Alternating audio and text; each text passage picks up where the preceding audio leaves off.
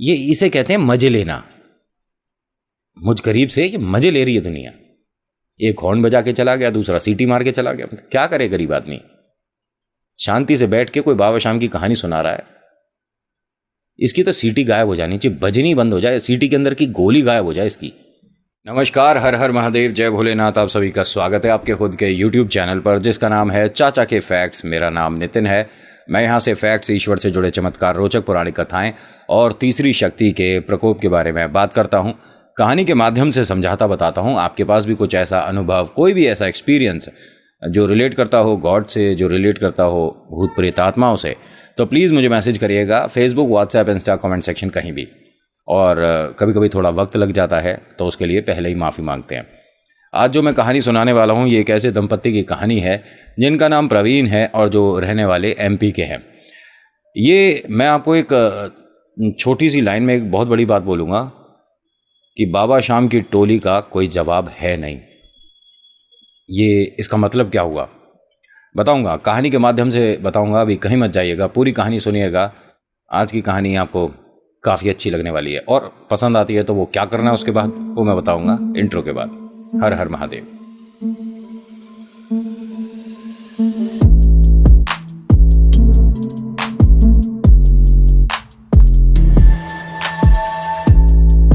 कहानी शुरू करने से पहले आप सभी से मेरी रिक्वेस्ट है, हाथ जोड़ के, कि प्लीज़ प्लीज़ प्लीज़ सब्सक्राइब कर लीजिए अगर आपने नहीं किया है। आप आते हैं, कहानी देख कर जाते हैं, तो प्लीज़ सब्सक्राइब करिए। उससे थोड़ा हमारे को भी मोटिवेशन मिल जाएगा, हमारे को भी थोड़ा सा एक परिवार का सदस्य बढ़ेगा तो अच्छा लगेगा।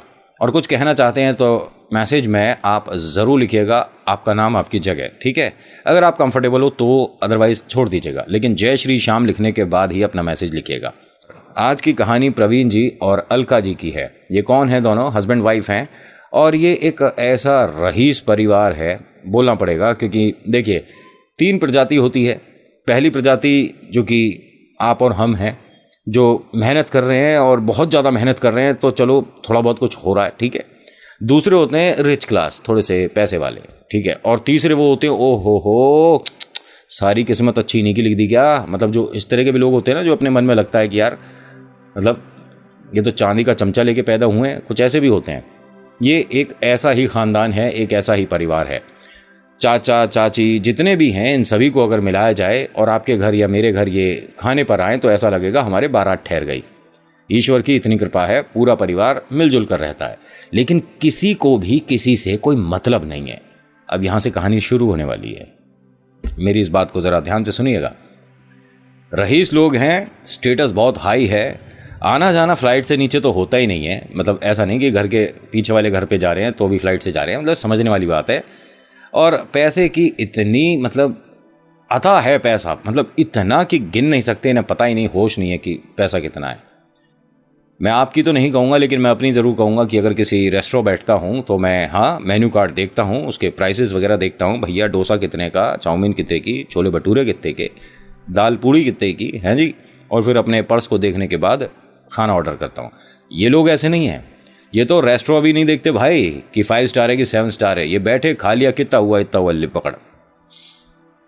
अब यार मतलब होती है कुछ लोगों की ऐसी किस्मत, और ऐसे में इनकी किस्मत में 4 चांद लगाने आए बाबा शाम।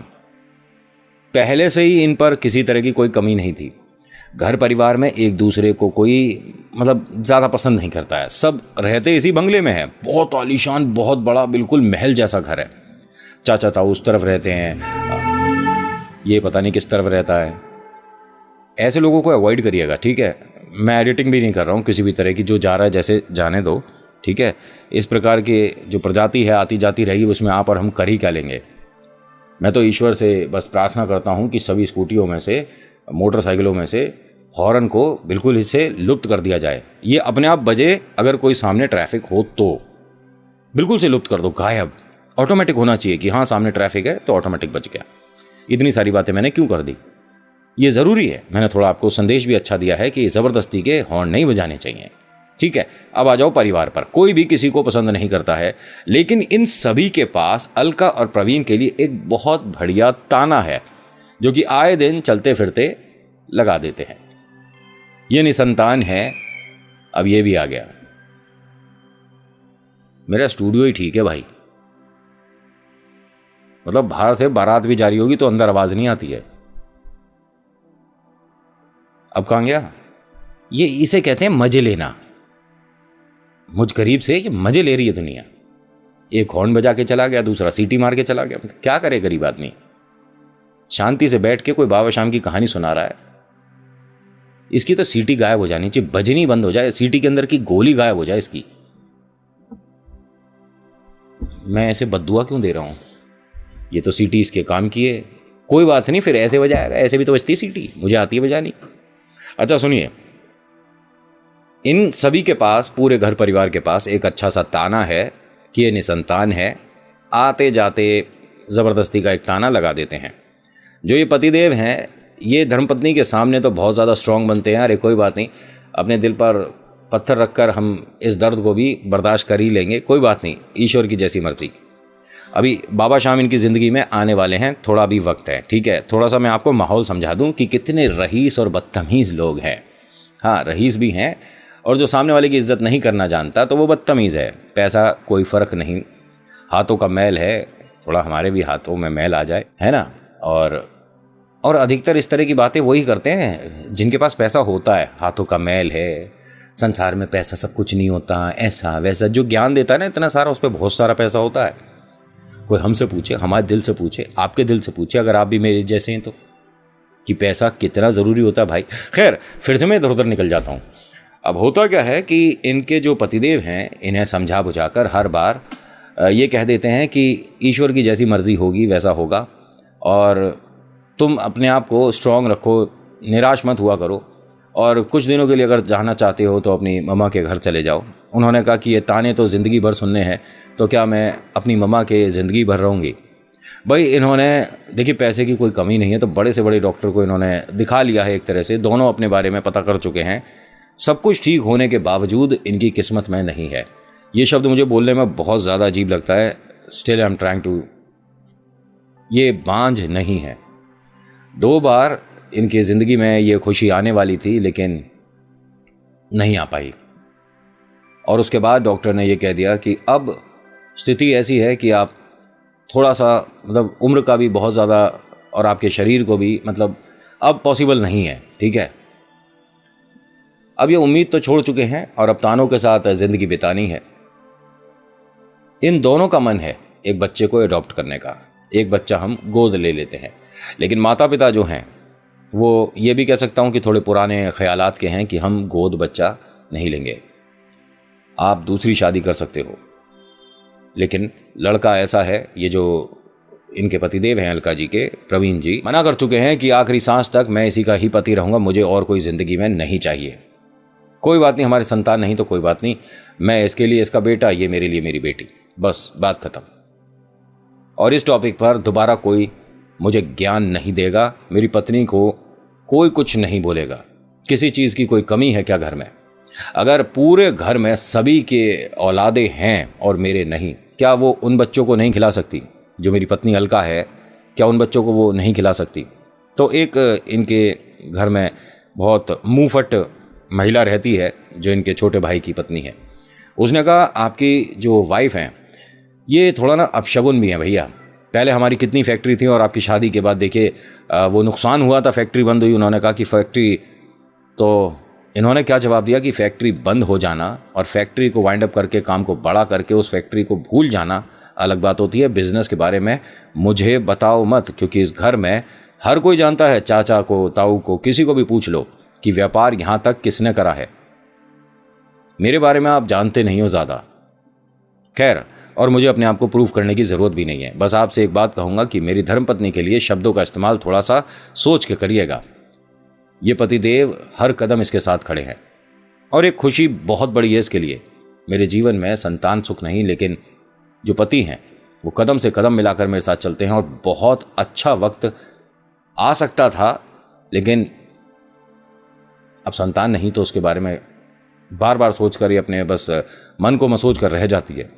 तो इनके जो पतिदेव हैं जब भी ईश्वर के सामने आते हैं, हाथ जोड़ते हैं और बस कहते हैं कि ईश्वर, क्या मेरे से भूल हुई जो कि मैं अपनी धर्मपत्नी को वो खुशी नहीं दे पा रहा जिसकी उसे सबसे ज़्यादा ज़रूरत है।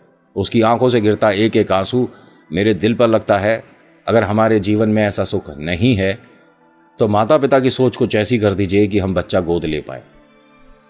कुछ तो चमत्कार करिए। और जब ये बोलता था ना, तो ये आपके और हमारी तरह मन में नहीं बोलता था। इसको ना 2-3 बार किसी ने सुना है, इस मंदिर में 2-3 बार सुना है इसे इस तरह से बोलते हुए, या ये कह सकता हूं ईश्वर से प्रार्थना करते हुए या ईश्वर से शिकायत करते हुए। अब ये जब अपनी गाड़ी में बैठ रहे थे तभी एक आदमी आया और इनका दरवाज़ा खटखटाता और कहता है कि भाई साहब, आपसे 2 मिनट बात कर सकता हूँ? जी बताइए, मैं आपको जानता हूँ। नहीं, आप मुझे जानते नहीं, बस मैं श्याम टोली का एक छोटा सा सदस्य हूँ। आपको देखकर ऐसा लगता है कि कोई ऐसी समस्या है जिसकी वजह से आप बहुत ज़्यादा परेशान हो। जी, ऐसी एक बात तो है, लेकिन मैं जब आपको जानता नहीं तो अपनी समस्या आपके सामने क्या ही बताऊं। ज़रूरत नहीं, आप मुझे जानो ना जानो, कोई फ़र्क नहीं पड़ेगा। आप बाबा श्याम को जानते हो? मैं नहीं जानता। ये कहाँ रहते हैं बाबा? नहीं, ये जिनके मंदिर आप आए हो ना, उन्हीं का दूसरा रूप है, खाटू श्याम बाबा। और एक बार खाटू श्याम आपके जीवन में आ गए तो जीवन से समस्याएं जगह ढूंढ ढूंढ के भागेंगी। आपके जीवन में कोई समस्या नहीं बचेगी। ये बात ना हर उस इंसान को समझ आएगी जिसे किसी ऐसी चीज़ की ख्वाहिश है जो बहुत बहुत ज़्यादा ज़रूरी है, पैसा, नौकरी, संतान या कुछ भी, ठीक है। जब उसको कोई इस तरह का दिलासा देता है ना, कुछ उम्मीद बांधता है, तो उसके बहुत सारे सपने जुड़ जाते हैं कि कहीं मेरी नहीं सुनी, क्या पता ये जो बोल रहा है आदमी ईश्वर का रूप हो और ईश्वर की वाणी हो और मैं किसी ऐसे चमत्कारी के पास पहुंच जाऊं जो कि मेरे जीवन में खुशियां ला दे। और हाँ, बाबा श्याम को आप जानते हो। चमत्कार गिनाने पे आ जाऊं तो भाई साहब वक्त कम पड़ जाएगा, इतने हैं और रोज हो रहे हैं, हर पल हो रहे हैं। वो अलग बात है, कुछ कहानी आ पाती हैं, कुछ नहीं। इसने सारी बातें बताई, एक छोटी सी कथा भी सुनाई बाबा श्याम की, कैसे वो महाभारत में आए थे, कैसे उन्होंने सबसे बड़ा दान कर दिया था, कैसे कन्हैया आज भी ये कहते हैं कि जो बाबा श्याम तक चला गया उसकी मन की मुरादें मैं ज़रूर पूरी करूँगा। मतलब बाबा श्याम से आपने अर्जी लगाई है और कान्हा उसे पूरी कर देते हैं। नहीं पता, कहानी मैं सुना चुका हूँ, आपको पता होगी। बाबा श्याम की टोली के किसी भी सदस्य से ये कहानी आप सुन सकते हैं, सबको पता होती है। इसने घर जाकर अपनी धर्मपत्नी को बताया और उसके भी मन में इसी तरह से एक आस जग गई। अगले दिन सुबह निकल गई है खाटू श्याम दरबार के लिए। आते हैं, बाबा से फरियाद लगाते हैं और बहुत सारी बातें पूछ कर आते हैं, कैसे कैसे मंदिर में स्थापना करनी है, क्या क्या बातों का हमें ध्यान रखना है, अगर हम पूजा आरती करते हैं तो क्या व्रत रखने होते हैं, कैसे मतलब क्या हम इनके नाम से भंडारा कर सकते हैं, बहुत सारी बातें पता करके आया। और ये जो धर्मपत्नी है ये भी बहुत पूजा पाठी है, लेकिन हाँ अब धीरे धीरे धीरे धीरे कभी वक्त मिल पाता है मंदिर जाने का, अब कभी नहीं मिल पाता, क्योंकि इसको ताने सुनने से फुर्सत नहीं है ना, बहुत सारे ताने रोज़ मिलते हैं। ये दुखी है, परेशान है, ईश्वर के सामने माथा टेकते टेकते थक चुकी है। अब कोई चमत्कार हो जाए तो शायद हमारी भी ज़िंदगी में कुछ खुशियाँ आ जाएं। चमत्कार हुआ। 4 महीने बाद दोबारा ये प्रेग्नेंट हुई और ठीक वक्त आने पर इनके घर एक बेटे ने और एक बिटिया ने जन्म लिया। ये जुड़वा है और बहुत रेयर केस होता है ऐसा। लोगों को समझ नहीं आया कि ये हुआ तो हुआ कैसे। अब तो भाई साहब इस आदमी ने बाबा श्याम का जो गुणगान करना शुरू करा है, इनके नाम से इसने एक फैक्ट्री शुरू करी और बाकी की फैक्ट्रियों से ये कुछ ज़्यादा ही तेज़ जा रही है। 3 महीने में प्रॉफिट, वो प्रॉफिट जो कि 8 महीने 9 महीने में होता है। अब इसने सोच लिया कि मैं अब, हाँ इनके बेटे बिटिया का इन्होंने कहा था कि नाम ज़रूर बताइएगा, श्याम और कल्पना इनके बेटे और बिटिया का नाम है। वक्त बीत रहा है, बाबा से ये जुड़ता जा रहा है, बाबा से जो अरदास लगा रहा है वो देर सवेर पूरी होती जा रही है। घर में खुशियाँ, और वो जो ताने सुनाने वाले लोग थे ना जाने इस बड़े से घर में कहाँ खो गए। बोलो जय श्री श्याम। एक वक्त आया जो कि ये सभी लोगों को, पूरे परिवार को कन्विंस कर पाया ले जाने के लिए कि भाई सभी लोग बाबा श्याम दरबार चलो। और बहुत सारे घर के इसलिए तैयार हुए कि ये कौन सा भगवान, कौन सा जादूगर है जिसने इस बांझ की कोख भी भर दी। और पैसों की तो कोई कमी पहले भी नहीं थी और अब तो दिन प्रतिदिन बढ़ती जा रही है। मतलब इनके पास खुशियाँ आती जा रही हैं, कोई समस्या नहीं है। ये जो बेटा बेटी हैं, आज ये दोनों मतलब 7 साल के हो चुके हैं। घर परिवार में पैसा बहुत है, आप जानते हो। अब ये मंदिर पहुंचे हैं और मंदिर में आज बहुत ज़्यादा भीड़ है। एकादशी है। देखिए, जब पूरा परिवार चल रहा होता है तो माता पिता भी इस बात से निश्चिंत होते हैं कि हमारा बच्चा थोड़ा सा आगे या थोड़ा सा पीछे हो गया तो कोई बात नहीं, पूरा परिवार साथ चल रहा है। लेकिन परिवार ने शायद इस भीड़ का फायदा उठा लिया। वो दोनों बच्चे गुम गए और इस भीड़ में सब तो जय श्री श्याम बोल रहे थे और ये दोनों अपने बच्चों को आवाज दे रहे थे। इनकी आंखों से आंसू रुक नहीं रहे हैं कि ये हुआ तो हुआ क्या। 3 घंटे इन्होंने लगातार, मतलब ये बाबा तक पहुंचे ही नहीं, ठीक है, ये बीच में से ही वापस आ गए कि बच्चे गए कहां। बाबा से अर्जी तो हम फिर भी लगा लेंगे, लेकिन हमारी आंखों के तारे, हमारा दिल का टुकड़ा जो है वो कहां गया। और इन्होंने कुछ गलत नहीं करा था। बाबा तक पहुंचते, अरदास लगाते, उससे पहले बच्चों को ढूंढना ज़रूरी है। और ये दोनों माता पिता रोते बिलखते इधर उधर ढूंढते फिर रहे हैं। वो मोबाइल में फ़ोटो दिखा रहा है बच्चों की कि आपने ये बच्चों को देखा है, बेटे ने इस तरह के पैंट बुशर्ट पहन रखा है, बिटिया ने ऐसी फ्रॉक पहन रखी है, आपने देखा, कोई नहीं बता रहा। और जो घर वाले हैं ये बाबा तक नहीं आए, ये भी बाहर आ गए, अपनी अपनी गाड़ियों में बैठे हैं। एसी चला लिया क्योंकि थोड़ा सा बाहर इन्हें अच्छा नहीं लग रहा था। कोई सा बाबा तक नहीं आया। ये इस वक्त इन सभी को भी ना बच्चों को ढूंढना चाहिए था, लेकिन इनका अपना पता नहीं कौन सा टॉपिक चल रहा है, मजाक मस्ती कर रहे हैं। सिर्फ एक सदस्य इनके घर का, जो कि नौकर, जो कि सदियों से इनके पास है, ठीक है, उसके पिता ने भी इनके लिए काम किया। अब ये अपने छोटे साहब के बच्चों को ढूंढ रहा है। ना जाने ये क्यों रो रहा है। मजाक उड़ाने वालों को मौका मिल गया। वही जो बहुत, जिसकी ज़बान कड़वी है, इसके छोटे भाई की जो पत्नी है, उसने गाड़ी में से ही शीशा नीचे करके क्या बोला, अरे अगर नहीं मिल रहे तो अब चलें घर, यहां क्या ढूंढ रहे हो। उसने दिए थे, उसने वापस ले लिए। और ये हंसने लगे सब। यहां पहली बार ये टूट गई। इनकी जो धर्मपत्नी है ये बिलक बिलक के रो रही है और इसके पास भी कोई शब्द नहीं है इसे चुप कराने के लिए। प्रवीण ने हाथ जोड़कर अपने छोटे भाई की जो पत्नी है उसके सामने कहा कि अब इससे ज्यादा कुछ मत बोलना, तुम बहुत कुछ बोल चुकी हो और इसका मतलब तुम जानती हो। मेरे बच्चे अब मुझे नहीं मिलेंगे तुम्हारे हिसाब से, है ना। इसने दिए हैं और इसने वापस ले लिए, अब ये ही देगा और यही मिलेंगे। अब इसने इतना बोला है और अंदर से इसके छोटे भाई ने क्या बढ़िया जवाब दिया कि ठीक है, देख लो, तुम घर से बड़ा इनके बारे में बहुत कुछ बोलते हुए आ रहे थे, ऐसे जादूगर वैसे जादूगर। जादूगर ने जादू से बच्चे गायब कर दिए, अब किसे ढूंढोगे। अरे नहीं मिल रहे, एक काम करना भैया, अगर तुम्हें मिल जाए तो आ जाना, नहीं है तो हम तो चल रहे हैं, हमें यहाँ पर कुछ ज़्यादा अच्छा लग नहीं रहा है। और बाबा शाम के पास आया और मंदिर से लौट रहा है। सोचो इसकी कैसी किस्मत है आदमी की, इसकी क्या, सभी की, पूरे खानदान की क्या किस्मत है। अब ये बाबा की चौखट तक आया, अंदर नहीं आया। वहीं से हाथ जोड़कर क्या कहता है कि आज के बाद मैं नहीं आऊंगा।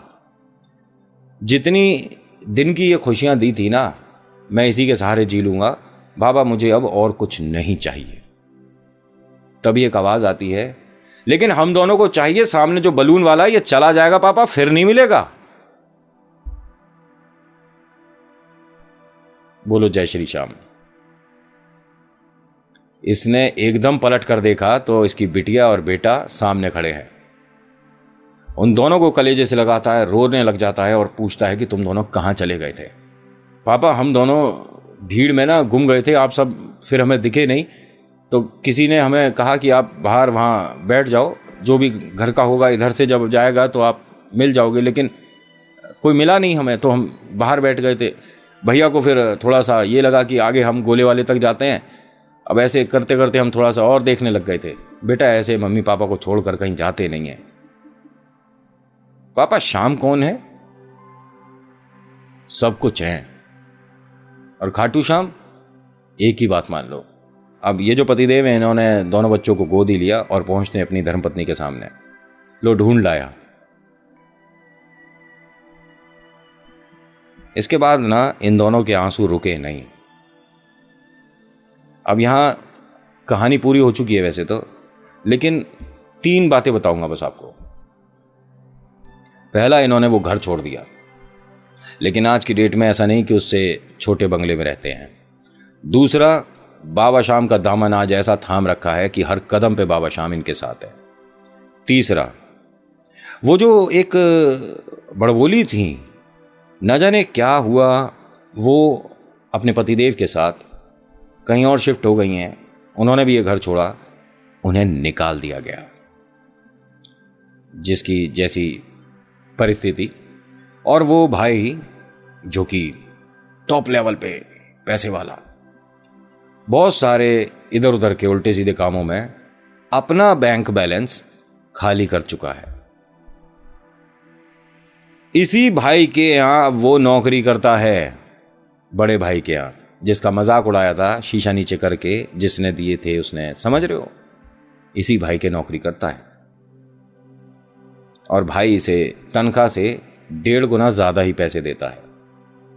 बस हाँ, धर्मपत्नी ने कई बार कहा है कि आप चाहो तो उसे जो पैसे देना चाहते हो दे के अलग करो, क्योंकि मेरे बच्चों के बारे में उसने, उसकी धर्मपत्नी ने, तुम जानते हो क्या बोला था। कोई माता पिता बर्दाश्त नहीं करेंगे अपने बच्चों के लिए सब कुछ, और उस इंसान को तुम रोज देखते हो। इसने कहा कोई बात नहीं, बस ये मानो कि उसकी गलती है, शायद उसे कभी समझ आ जाए, और उसे आज तक समझ नहीं आई है। खैर, कहानी आज की इतनी ही थी। कैसी लगी मुझे बताइएगा ज़रूर। अच्छी लगी तो प्लीज़ लाइक करिए, शेयर करिए, कमेंट में लिखिएगा जय श्री श्याम, आपका नाम आपकी जगह। हर बार कहता हूं, मेरी कहानियों को आप सच मानिए, मनगढ़ंत मानिए, कुछ भी मानिए, बस एक बात सच मानिए कि ईश्वर चमत्कार करते हैं।